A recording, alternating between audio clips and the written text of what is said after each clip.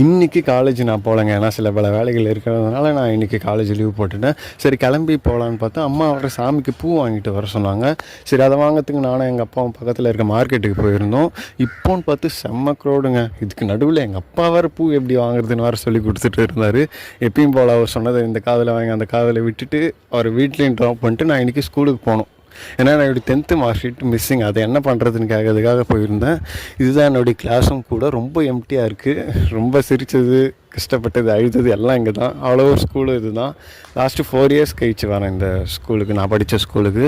சரி பிரின்ஸிபல் கிட்டே போய் பேசலான்னு போனால், தம்பி ஃபஸ்ட்டு நீ அதை வாங்கு இதை வாங்கு, போலீஸ் ஸ்டேஷன்கிட்ட போய் கம்ப்ளைண்ட் ரிஜிஸ்டர் ஃபைல் பண்ணி வாங்கிக்கோ அப்படின்னு சொல்லிட்டாரு. இது போலீஸ் ஸ்டேஷன் அப்படின்னு சொல்லி சின்னதாக ஒரு ஷாக் கொடுத்துட்டு அங்கேருந்து கிளம்பியாச்சுங்க. சரி போலீஸ் ஸ்டேஷன்கிட்ட போய் கம்ப்ளைண்ட் ரிஜிஸ்டர் பண்ணி வாங்கிட்டு அவங்க வேறு ஸ்கூலுக்கு போக சொல்கிறாங்க. அங்கே போயிட்டு அவங்க ஃபார்ம் கொடுக்குறது எல்லாத்தையும் ஃபில்லப் பண்ணி அவங்ககிட்ட கொடுத்தா, நீ போய் ஃப்ரண்ட்டில் இருக்கிற ஷீட்ஸ் எல்லாத்தையும் படிப்பா, அதில் என்ன புரியுதோ அதை ஃபாலோ பண்ணிக்க அப்படின்னு சொல்லிட்டாங்க. அதில் என்ன போட்டிருக்குன்னா, நீங்கள் ஆன்லைனே பண்ணிக்கோங்க அப்படின்னு போட்டிருக்கு. இதுக்கு நான் வீட்டிலே இருந்துருப்பேடா. சரி.